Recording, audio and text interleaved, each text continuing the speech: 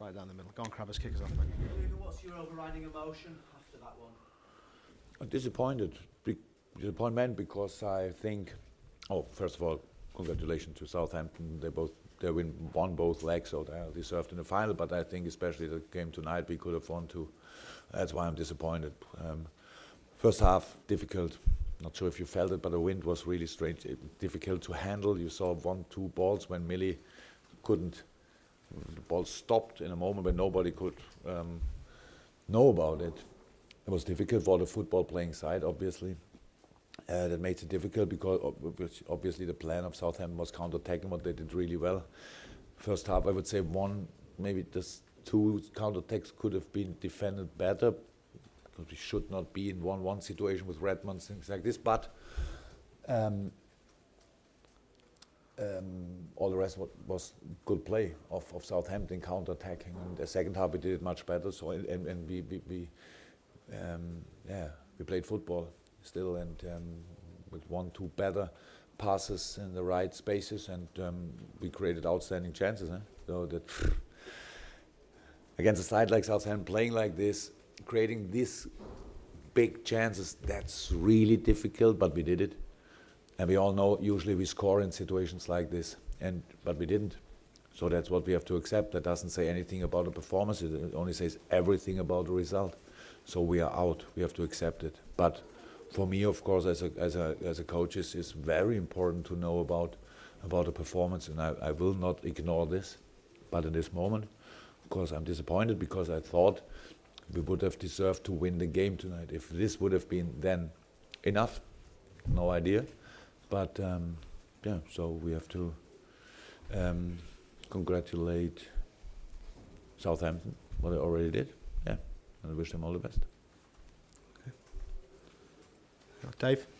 The TV seems to show that you certainly had a very strong claim for a penalty before the second goal when Origi seemed to get ahead. No, I was okay. I saw meanwhile in the game it looked for me like a penalty. I saw meanwhile obviously it was not because he played the ball because he touched before he touched Devok, but didn't he? I think there's a replay that shows that Origi touched the ball first. Oh. So that makes it even worse. So, but the handball was clear. Yeah, long play, clear handball. So look, maybe it's not interesting, but I don't look for excuses or anything. But it's really hard to accept it week by week by week by week. It's really hard. In one of the biggest games, what everybody told me against Man United, he was 2-3 yards offside, and nobody really speaks about it. You just have to say after the game, I think, okay, I have to speak about it? It's my job to get a fine afterwards because I said it. But today, for the handball was for me obvious, 100% obvious. And if it's not obvious, then it's the next situation. But nobody comes then and says sorry, didn't see it or whatever. It's always. Yeah, show must go on, and that's the next game again. But how I said, we had a lot of offside goals against us, which should not have been allowed, and really rare handball. Right, that's how it is. That doesn't feel good, but that's two situations. And of course, would have been enough. 2 penalties, Milner quote, and then it's 2-0, and we don't talk about anything else. And it's the same performance. Maybe that explains the performance. The performance was absolutely okay. We created the chances. If now anybody want to say, but you didn't score, that's right. Oops, absolutely right. But for me as a coach, it's very important the way we choose to create chances, and it was absolutely okay. Reaction of the team on the first half. First half was not bad, but it was quite a test, because it was similar a little bit to Swansea. Dominant, no goal, but we didn't lose our nerves. We really stuck to the usual plan, and did a little bit better in 1 or 2 moments, and immediately we had bigger chances. So that was good. At the end we are out and lost both legs. So I think nobody will talk about this for a long time. But for us, is the performance really important? And so I'm fine with this. But in the cup, actually, I would like to speak about planning the final already and not about the performance. So now we are on the wrong side of the semi-final. Chris and Dom. Every week, every team's playing against you exactly the same way, and it seems to be in the last month or so you've had more problems against it. I mean, you, as a coach, is this different for you week upon week to have this challenge where? No, for me as a coach, it's not that difficult because we had other situations where you can win the ball back. That's different things. We are not the only team in the world who has to do this. That's the. Not every team is playing like this, but quite a lot. We spoke about this. 70-80% of the games are like this. We knew it before, so that's not a problem. But we still adapt to it in 100%. We did it. You have to score in this or that situation. The game changed then little bit, not against each team, because a few teams are even happy with only being 1-0 down or whatever, but that's not, we don't have to think about this. That's the most difficult thing in football, but we are not the only team who does it, who has to accept this. So we are a good football playing side. That's why the team, especially Southampton, I think they play usually completely different.